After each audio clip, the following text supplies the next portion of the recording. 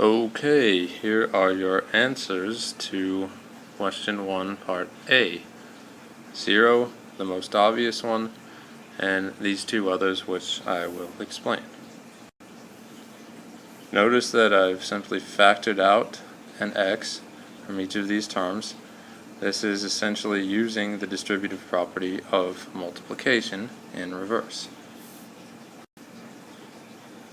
Clearly, x equal to 0 makes perfect sense. If you plug in 0 for x, we have 0 multiplied by the rest of the expression, and that results in this entire expression being equal to 0. 0 equal 0. True statement.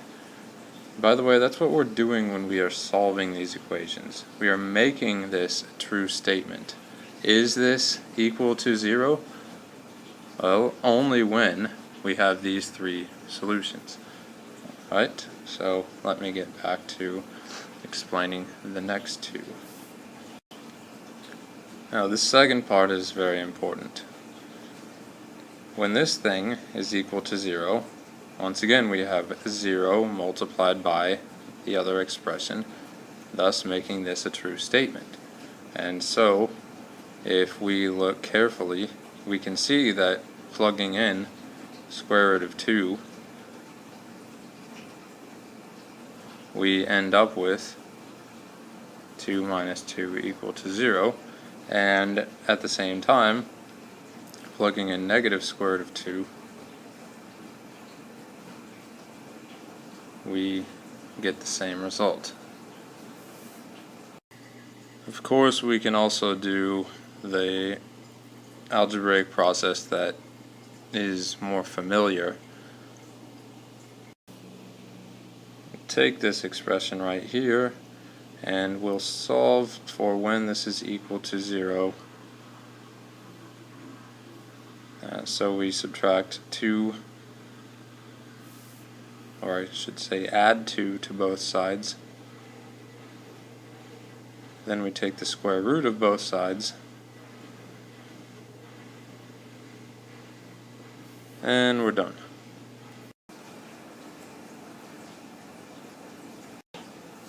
Here are your answers to question 2, part B. So notice, once again, I'm able to factor out something. I can factor out x squared,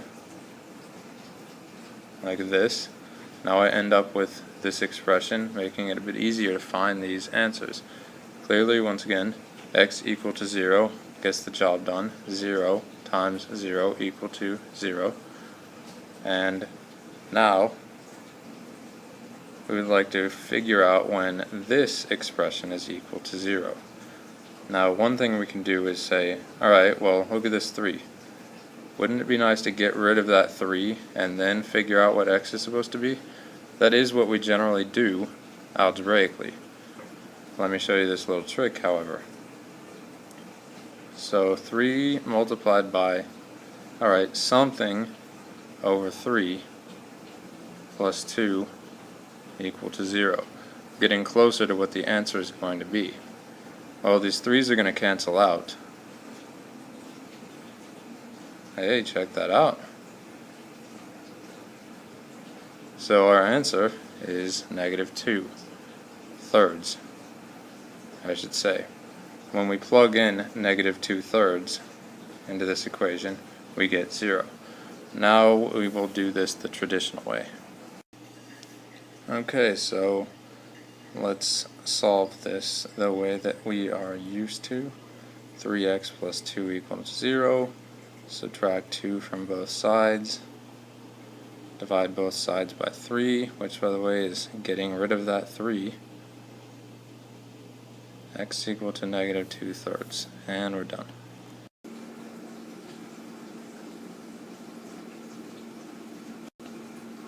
Okay, now this is interesting.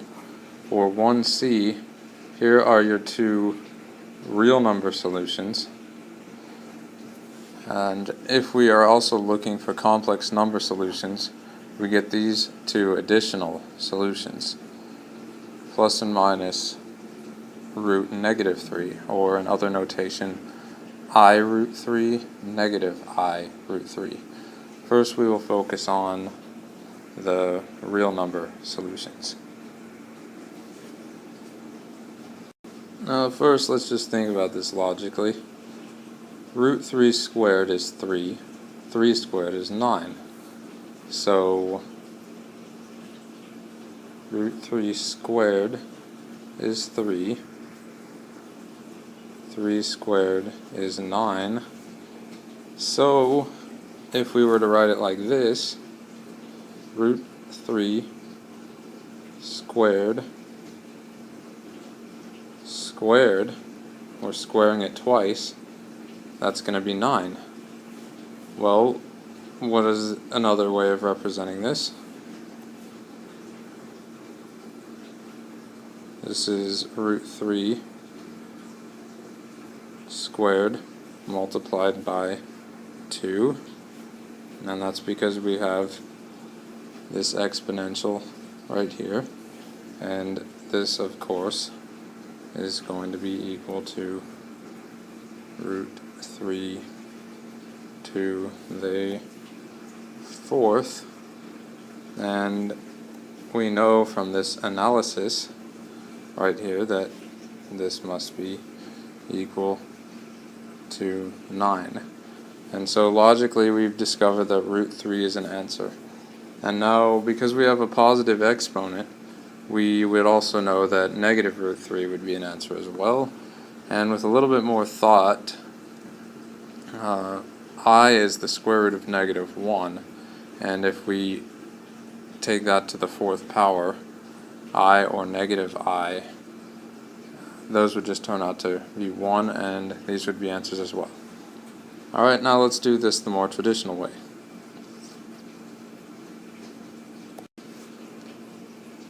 Now here we go. Let's add 9 to both sides. X to the 4th equal to 9.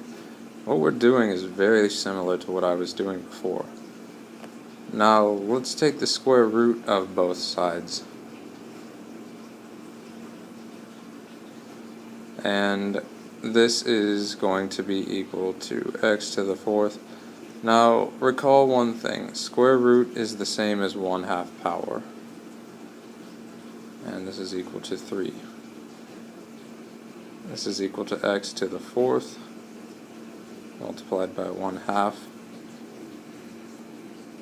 and that's going to be x squared equal to 3. What's one thing I just forgot to do?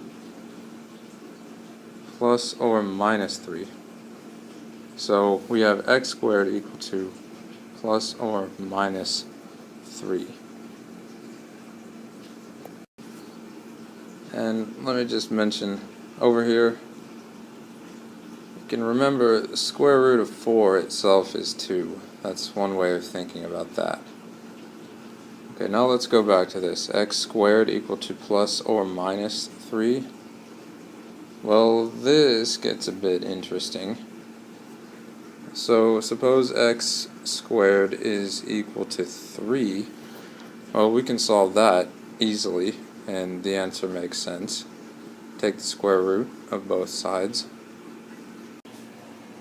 and we get x is equal to plus or minus root 3. Now let's look at why we can get these complex number solutions. Recall what we did here. We end up with x squared is equal to plus or minus root 3, and we dealt with the positive case. And if we are only dealing with a real number system, then we can't have the negative case. But if we are to allow the complex number system, then we can deal with this case. And we take the square root of both sides of this, and then x is equal to plus or minus root negative 3, and the other notation for that shows up this way, plus or minus root -1 times 3, and root -1 times 3 separates out into root -1 times root 3, and that means that this right here will become plus or minus I times root 3, and that's because I is the notation for square root of -1. Still, the important thing to focus on is the real number solution set, but I just wanted to thoroughly explain that to you.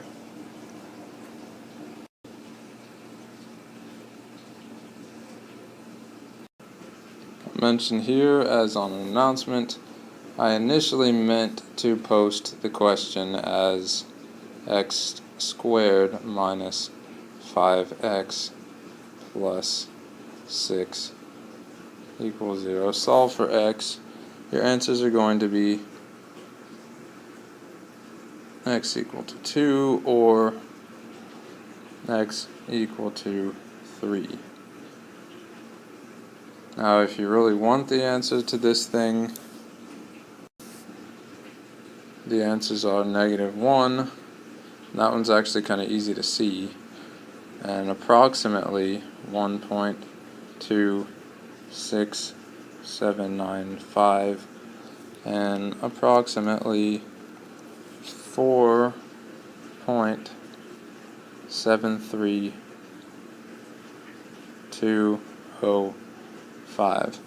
Alright, but we're going to focus on this, just like I posted on Blackboard, and just like you have on the very original handout.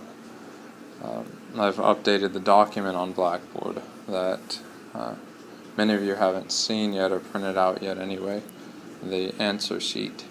Now, of course, you could use the old answer sheet and either do this computationally, numerically, or just do this one. Alright, so let's get started.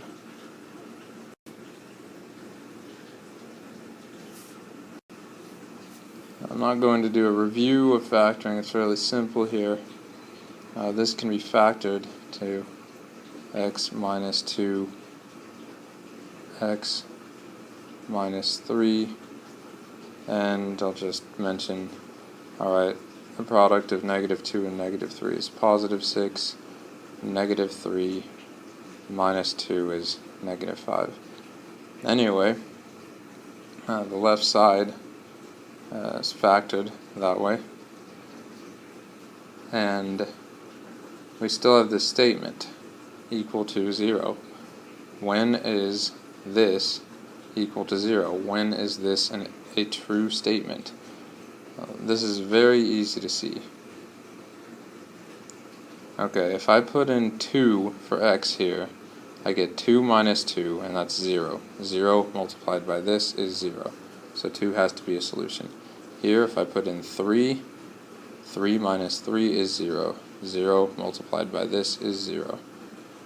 And so we're done. I will review the quadratic formula right now, however, if any of you want to see that. Otherwise, go on to the next one. Alright, so suppose in general we have a quadratic expression and we want to solve for the values of x such that this expression will be equal to 0.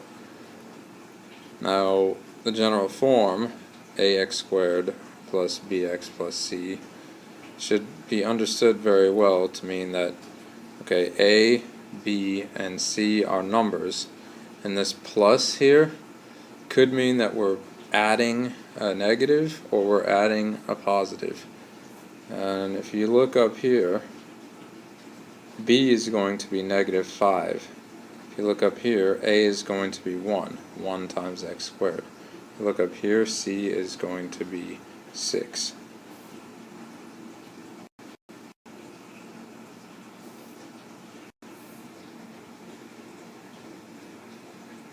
One times x squared, and that's a.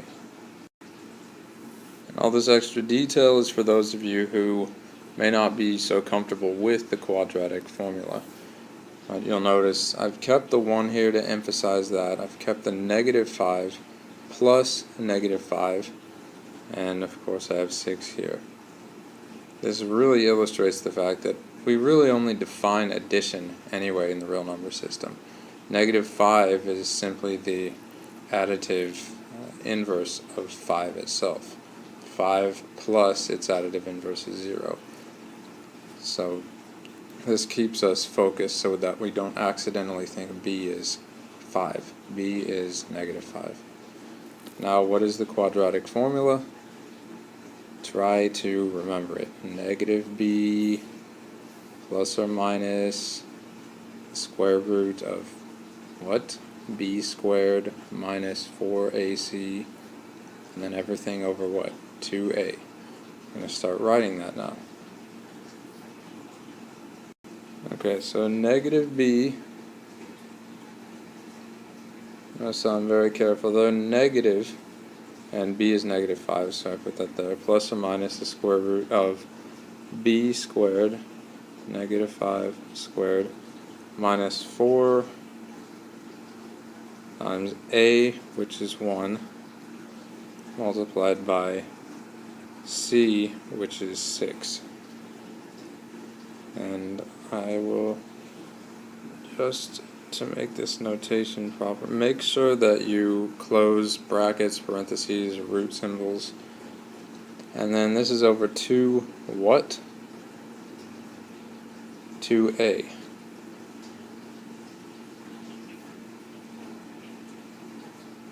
Two times 1. Alright, let's go ahead and clean this up a bit. I still have a little bit more room here. Okay, so this simplifies out to -5, so that's 5, plus or minus the square root of -5 squared, that's 25, minus 4 times 1 times 6, so that's 24, and that's all divided by 2, and so this is going to be equal to 5 plus or minus square root of 1 over 2. So that's 5 minus square root of 1 over 2, and 5 plus square root of 1 over 2. So your answers are going to be 4 halves and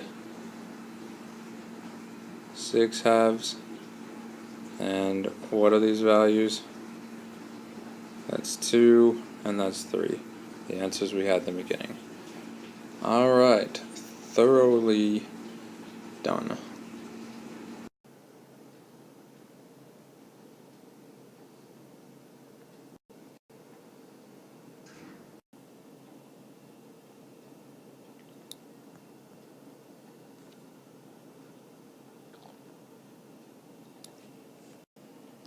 Okay, time for question number 2. We want to find the vertical and horizontal asymptotes of this graph, and or I should say the graph of this equation. The graph itself, I will definitely say, is not easy to draw accurately, and I'm going to start off by showing what it looks like. Like I said, definitely would not be easy to graph. I'll show you where the asymptotes happen to be.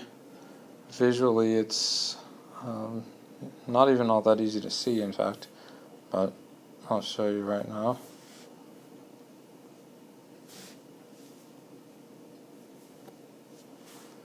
So there's one that's at x equal to -1, and another, it turns out, and we will show this algebraically, x equal to 2, those are the vertical asymptotes, and there's one horizontal asymptote,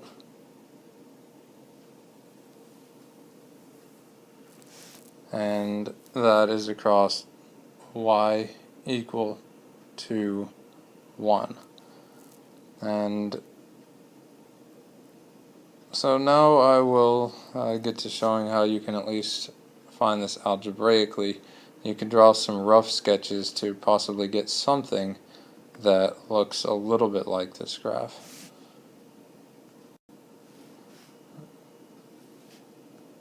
Just get this thing out of our way. Move it up here. Get this out of our way. Okay, so I've moved everything out of the way. Notice the denominator here can be factored into this form, and so we can end up with our expression like this. And interesting thing about this is we can find points at which the denominator will be 0.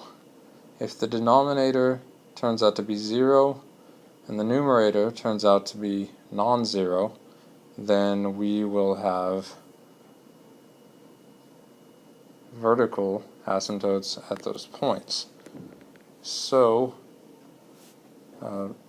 at the points x equal to -1 and x equal to +2, we will have vertical asymptotes. And I think you can fairly easily see that right here.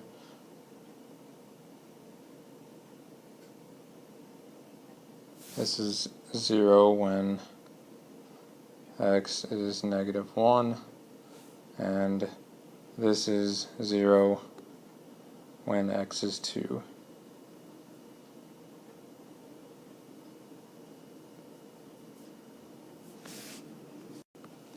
And I'll go back to this.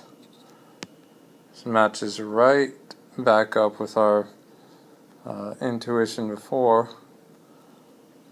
X equal to -1.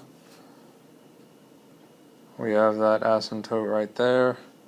And x equal to +2. We have that asymptote right there. Y approaches infinity as x approaches 2 from the right. Y approaches -infinity as x approaches 2 from the left. Conversely, as x approaches -1 from the right, y approaches -infinity. As x approaches -1 from the left, y approaches +infinity. Now, how could we see potentially how there is a horizontal asymptote at x equal to 1? Well, let's look a little more closely at our original expression.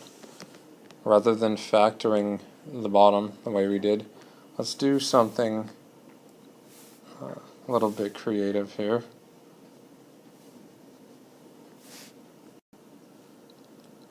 Because remember, horizontal asymptote, it has to do with behavior of the graph as x goes very far in the positive direction and very far in the negative direction. So let's just explore some large numbers for x and some very small or very large in magnitude negative numbers for x.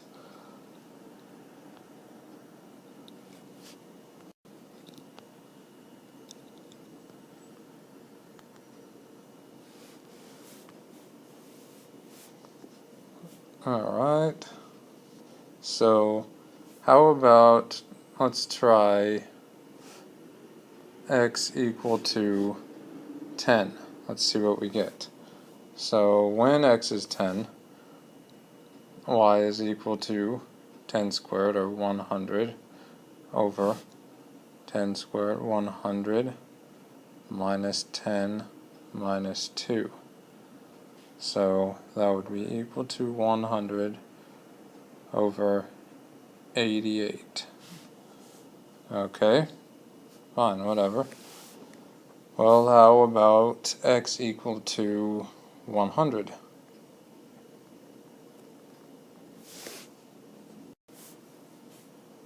Just do this over here. So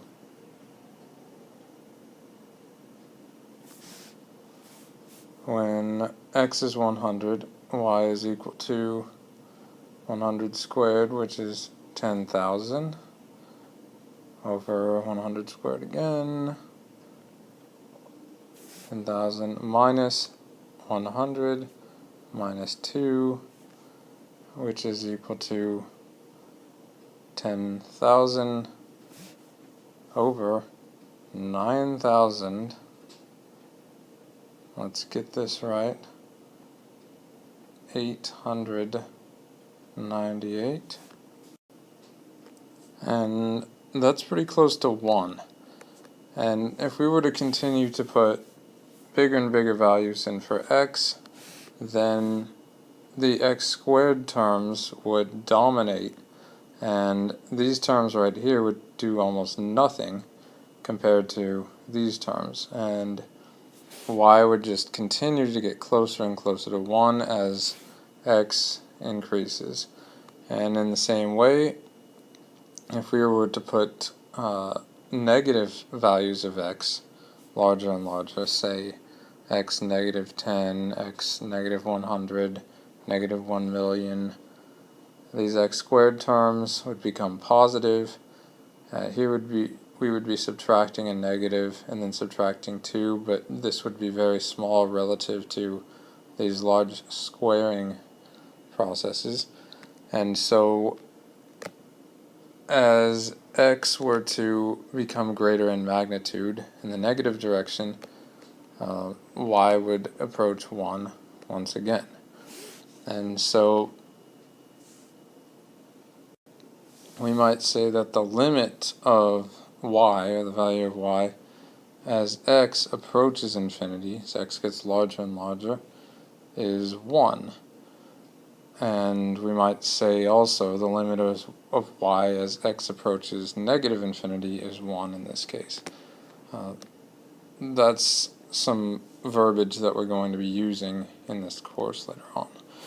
Alright, I think we've thoroughly covered this particular moderately difficult, although easy to reason through, exercise. On to the next one.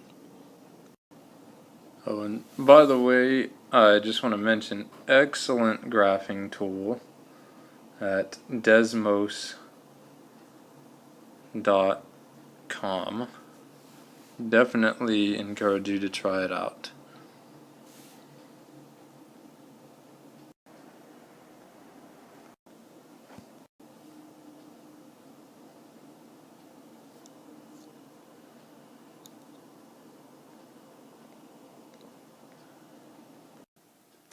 Okay, so in question 3, you're given 2 points, and you're asked to find the slope of the line passing through the 2 points, and that slope is -4. Find the equation of the line passing through those 2 points. That equation is y is equal to -4x plus 6. The y-intercept is 6. The x-intercept is 3/2. Now we will go through the solution.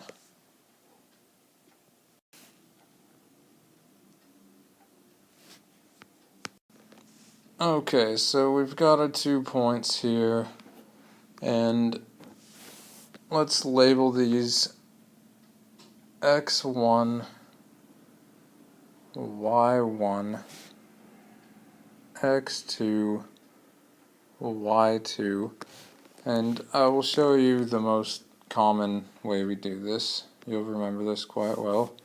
The slope, which we call m in the following equation, set up.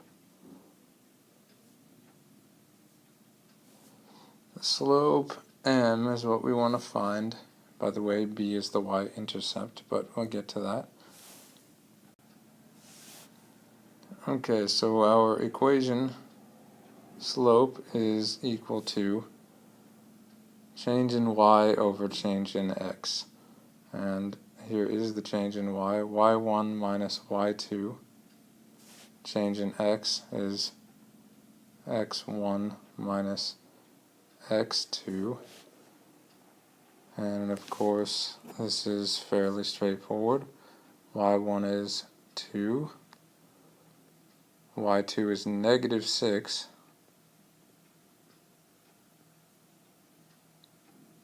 x1 is 1. x2 is 3. Let's just check this. y1 is 2. Right there. y2 is negative 6. Right there. Remember, we're subtracting y2. 2 minus negative 6. x1 is 1. So, x2 is 3. Alright.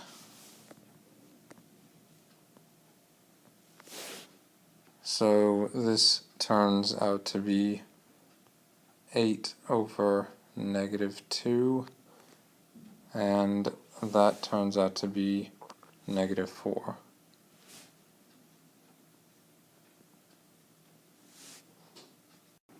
Now, if you like that way, great, do it that way. I will show you a slightly more organized way. It's essentially identical, but you might like this. So we started with our 2 points, right? So this one, let's make this a little smaller, and this one, let's set them up like this, right underneath each other. And so we will label the columns X and Y, and now we will do this as if it's a basic subtraction thing. Alright, so we just subtract column-wise. 1 minus 3 is negative 2. 2 minus negative 6 is 8. And finally, 8 over negative 2 is equal to negative 4, our slope. That's because we have change in y right there, and we have change in x right there. 8 over negative 2. Nothing different aside from a setup that makes this very fast, and you will be very unlikely to do any of this in incorrect order. For example, suppose you did this instead. And I'll use that point and this point.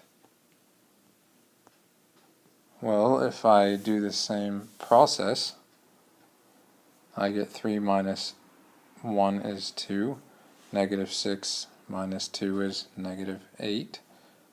Alright, so then negative 8 over 2, negative 4. I can do the process in either order. I'm very unlikely to accidentally subtract point-wise or component-wise in the wrong order. Often someone might do 1 minus 3, but then negative 6 minus 2, something like that. With this setup, you won't do that. So, I hope you like this. Try it out a few times. Okay, so now that we've got our slope, our equation of the line is in this form, and we can plug in negative 4 for the slope. And if we were to have b, the y-intercept, then we would be done. We would have the equation of the line. What we're going to do is something called Slope-Intercept form, whereby we use either one of these 2 points to solve for the equation of the line. So here's slope-intercept form. Y minus y1 is equal to m, the slope, multiplied by x minus x1. So y1 and x1 are points, are coordinates from a point. Choose either this one or this one. Just say, alright, I'm going to pick that point. So here's x1, here's y1. I'm going to take this point out of the way. Recall that we labeled this thing like this.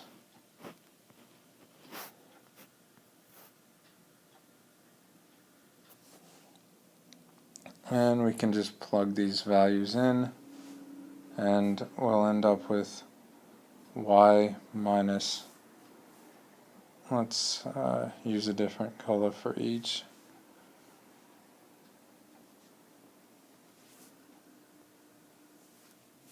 Y minus 2 is equal to, and what the heck, let's put in our slope, -4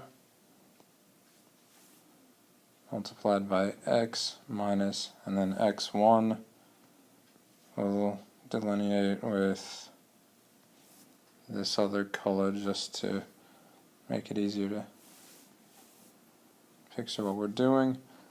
And now we will, on this side, multiply through by -4 using the distributive property of multiplication, and then we will add 2 to both sides and get our equation.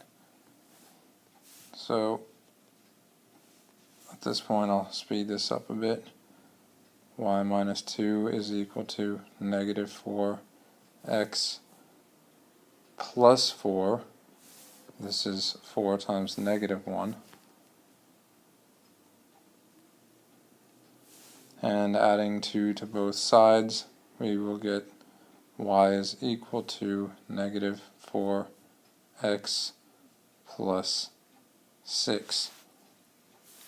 So now we have our y-intercept. This is the equation of the line that we wanted, and based on the equation of the line you should immediately identify y-intercept.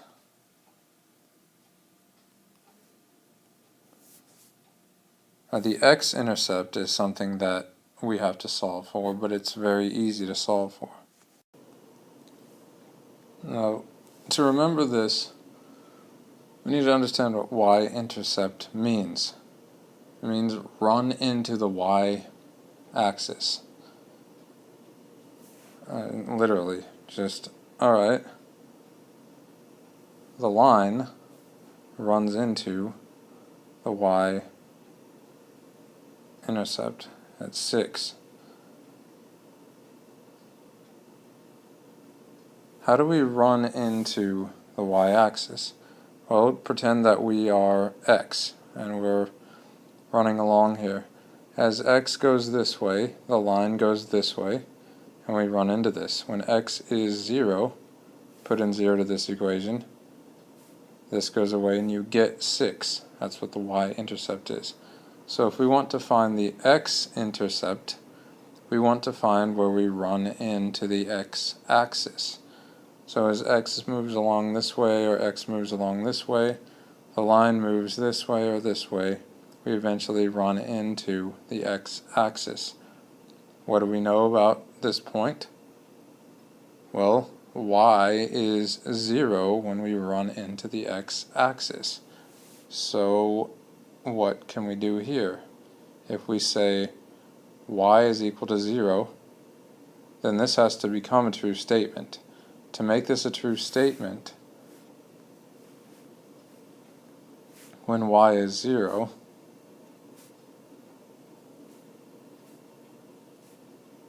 we must find the x-intercept. The only way for this to be true, for y to be 0, x has to be equal to the x-intercept. And so subtract 6 from both sides,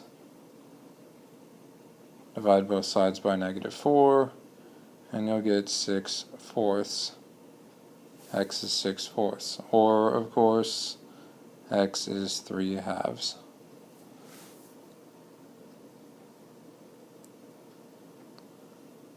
So there we have it. Our y-intercept is 6, x-intercept is 3/2, and here's our equation of the line. For those of you who feel comfortable with this and, I can do this fast and everything, alright, please go on. However, let's try to redo this thing real quick. This is how fast I think all of you should be able to do this. Okay, so suppose I'm on a test and I'm given the points 1, 2, and 3, -6. And I'm asked to find the slope of the line through these points. I'm going to use this method. 1 minus 3 is 2. 2 minus -6 is -8. I'm going to divide -8 by 2. That's changing y over changing x. -4 is equal to m, the slope. And so, equation of the line becomes this. So now we want to find the intercept, slope-intercept form, y minus y1 equal to mx minus x1. I've shown that I know how to set it up, and now I plug in numbers. Y minus, I'm going to use this point over here,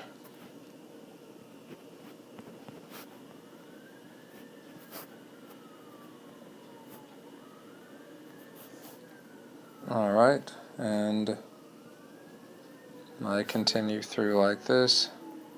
-4x plus 4, because I'm multiplying through by 4. I add 2 to both sides.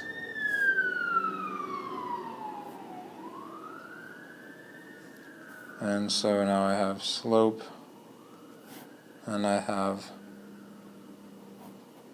y-intercept. I can abbreviate it like that. And now find x-intercept. So x-intercept, I'm going to say, alright, set y equal to 0. 0 is equal to -4x plus 6. Subtract 6 from both sides. And 3/2 is equal to x. I've got my x-intercept, and I can now show, if I want to, rough sketch. 3/2 is the x-intercept, 6 is the y-intercept. We have a line going through,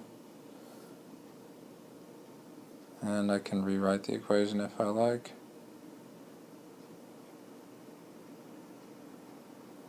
Should be able to do it this fast, if not even faster after practicing every component of that exercise. And of course you can do this part the traditional way if you want, the y1 minus y2 over x1 minus x2 form. This is simply the most efficient way, in my opinion. Okay, let's go on to the next one. We will do question 4 at the end because it has multiple parts, all involving sketching graphs, one after the other.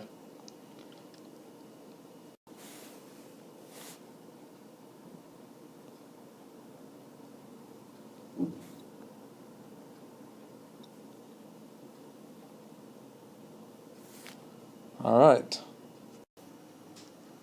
Okay, so multiply, combine like terms. here's your answer, and I will go through the steps. So first, the distributive property of multiplication, which I always emphasize. So here's x, we're going to multiply x by all of these terms. We're going to end up with x times x squared, which is x cubed, minus 2x squared plus 3x. And now we're going to multiply through by negative 4, and we're going to add all of those terms to the expression that we just created. Alright, so we get negative 4x squared plus 8x minus 12.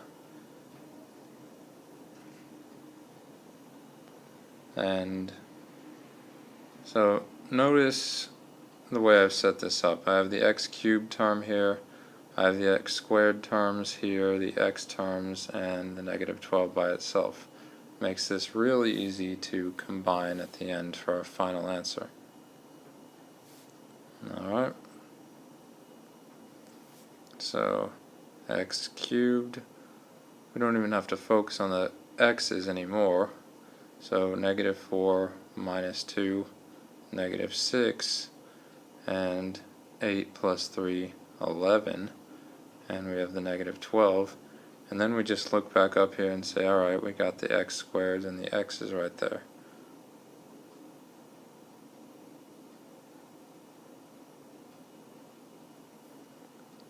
Alright. Now there's another way to organize this if you'd like to see it. So I'll go over here and I'll do this. If you're not quite as comfortable yet with doing this real fast, you can say, alright, I will rewrite this. I'm more comfortable multiplying in this direction.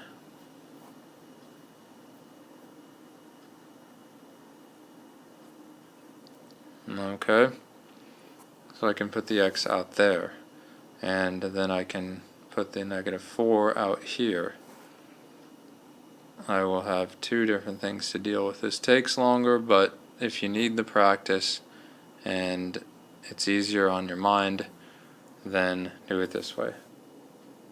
I'll still organize this with color, so I'm going to multiply this through x times x squared, x cubed, and then here to here, minus 2x squared, and then here out to here, plus 3x. By the way, I suggest investing in colored pens or pencils. I know I'm using an electronic device, but I do this all the time in advanced mathematics. Alright, so we go to this one, negative 4x squared, and try to follow along and do this stuff with me. Pause the thing, see if you can get the answers. Here to here, negative 4 times negative 2, and then here to here, negative 4 times 3. Okay, so now we have to be careful here. Rather than rewriting this line and this line again next to each other, let's just rewrite this line right under here just to be organized. So x cubed minus 2x squared plus 3x, and now we've got this. And then notice it's the same as we had before. It just so happens that these are in reverse, but doesn't matter.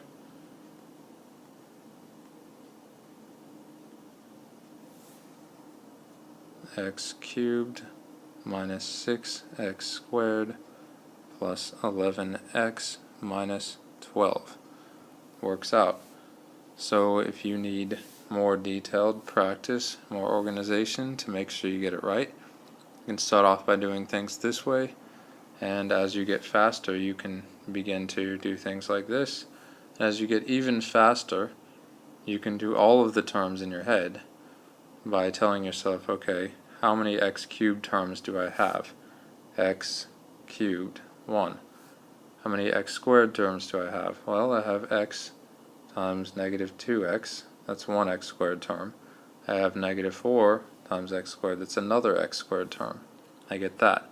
How many x terms do I have? X times 3, negative 2x times negative 4, and I get this. And finally, how many constant or numeric terms without an x? I have 1, negative 4 times 3. You get really good at that, and literally you just go from here to here. And you know what? As long as you just give a little blip explanation for why, you can get credit for that. As long as, literally you give an explanation. Especially when it's take-home stuff. On to the next.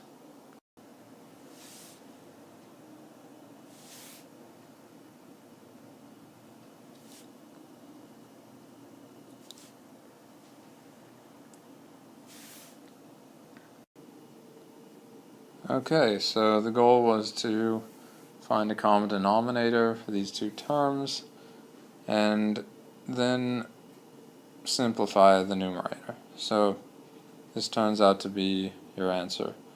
Or if you wanted to simplify a bit further, factor out an h, this turns out to be your answer. So now we will go through the process.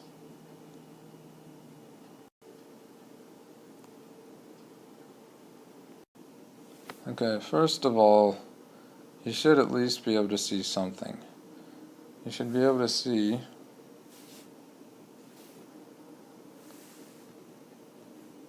that we're going to have some sort of fraction with this as our common denominator of the original two.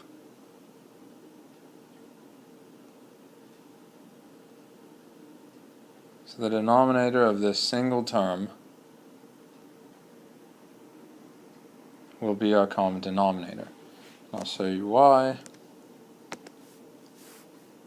What we will do is multiply top and bottom of this expression by 9x squared over 9x squared.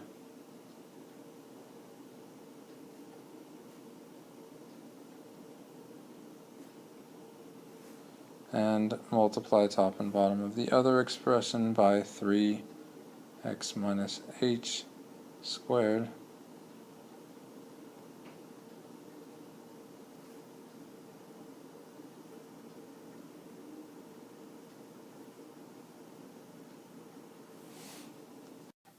And now we end up with this expression, because we had one term with the 9x squared in the numerator, another term with 3x minus h quantity squared in the numerator.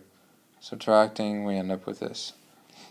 Now we can expand this, or quote, FOIL this, which I do not like to say, but many of you prefer that term. I'll just move this out of my way a little bit. So dealing with that term right there.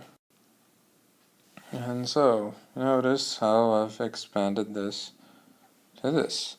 And now we are going to distribute, per se, this negative. Really what we're doing is multiplying by -1, multiplying through to each term using the distributive property of multiplication. Now I've done the steps overall fairly quickly in this case, but I will do this one step slowly because I want to continue to emphasize the logic behind the distributive property of multiplication every chance I get. Alright, get that. Make a little more space here yet again. And watch what I'm going to do.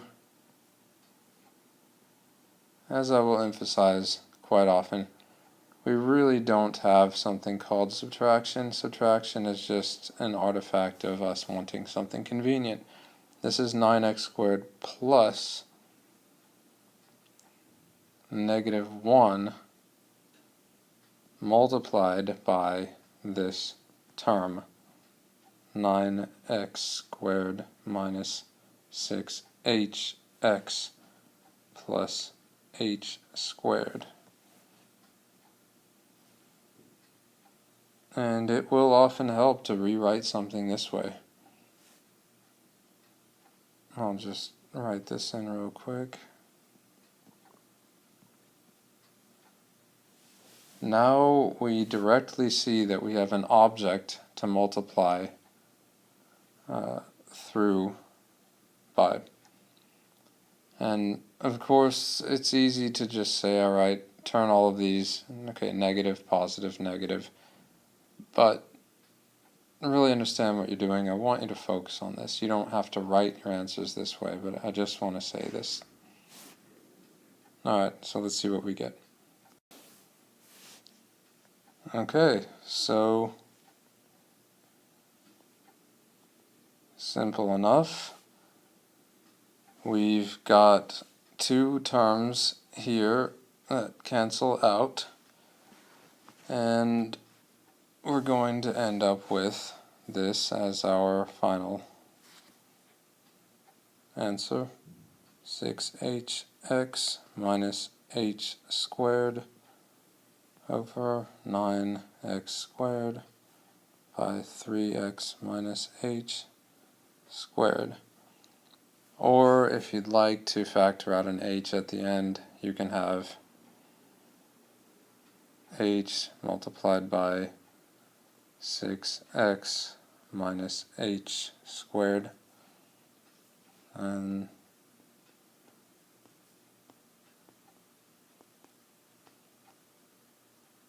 there you go. Now, another comment if you'd like to continue listening, otherwise please move on. Now, so I said cancel out. I really want to emphasize what canceling out is. Canceling out in terms of addition and subtraction is adding some value with its additive inverse. We are always doing addition.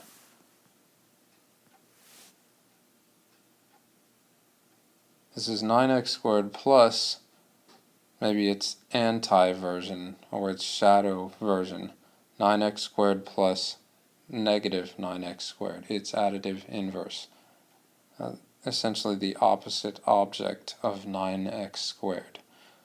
If you can think of things this way, in a logical way, many other concepts down the road will begin to make more sense. You'll see.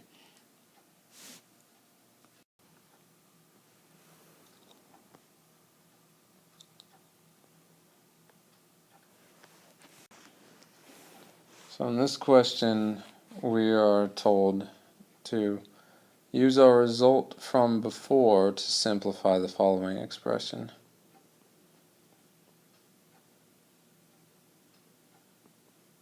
So we've got this fraction subtracting this fraction, and this entire thing divided by h. Well, based on the result from last time, we simplified this, and so what we end up with is first 6hx minus h squared over 9x squared by 3x minus h squared.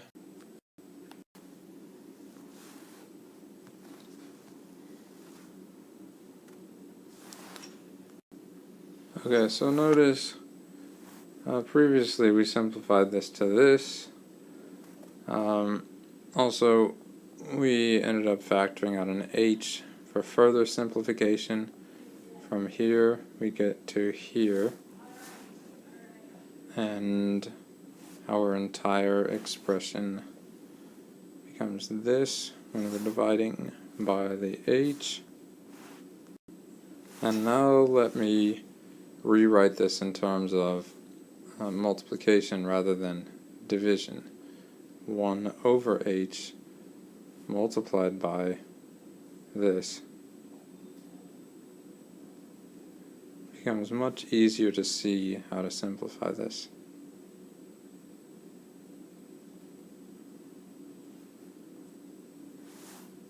So this 1 over h multiplying by 1 over h is the same as dividing by 1 over h.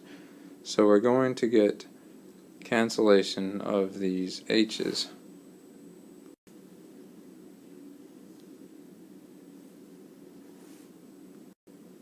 And then we're done.